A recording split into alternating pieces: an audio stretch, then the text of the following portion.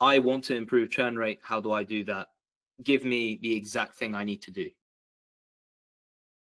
Essentially, with causal discovery, statistics can only tell you so much about, it can tell you about the existence of causality, but directions is much harder to establish. You can establish them by common sense. You can also establish them by some data patterns, but not always, because they can be very misleading. So now when we find misleading edges, what will happen, as you'll see on the screen soon, there you go, is we've discovered a cluster of ambiguous edges. So we get this interface to solve them. So we can select monthly charges to streaming movies, or we can say internet service to phone service. Typically, phone service happens before internet service. You need that, so you can keep selecting and resolving them as you go, like this. This is awesome.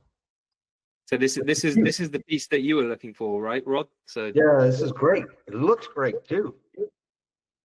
Great, thanks. Yeah, I mean, this I had slight troubles with it. Jonas will tell you. This is why I'm giving you the floor space for to share the pain.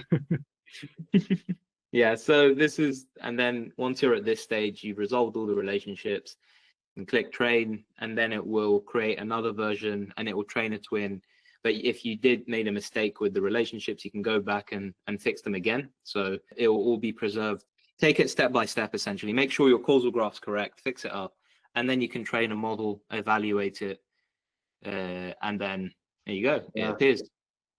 Yeah, even more so that I think we need data causality and then digital twin over on the left as interstitial steps.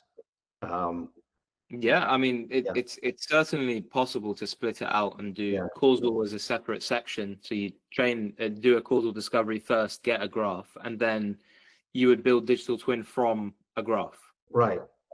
I think that's it adds a whole bunch of infrastructure overhead. That's why we haven't done it so far, because it would sure it does. That's the pain. Yeah, I'm sure it does. It's not easy, but this is incredibly powerful, and the searches for optimization suggestions, the combination of all of that is now really powerful. Show an example now.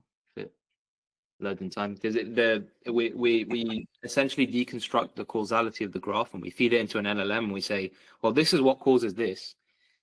So figure out some nice interventions you can have on this specific data set on specific customers to simulate for the user. So for example, contract type or tech support or internet service, we can say, analyze the impact of shifting customers from DSL to fiber optic. So you can, let's say I want to try this.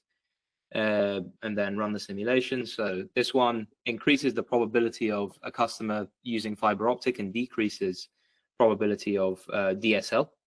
And then you can see that the monthly revenue increases, the churn rate gets worse because, well, we're not 100% certain it gets worse, but other services get adopted more when you upsell fiber optic and the monthly revenue goes up, but it does have a slight impact, we think, on the churn rate. So it goes up slightly, which makes sense because when we look at churn rate with fiber optic's the service that's most likely to churn. So this is the new feature now. You can try all the other ones as well, contract type, for example, and just run it. And now you don't have to think of a question.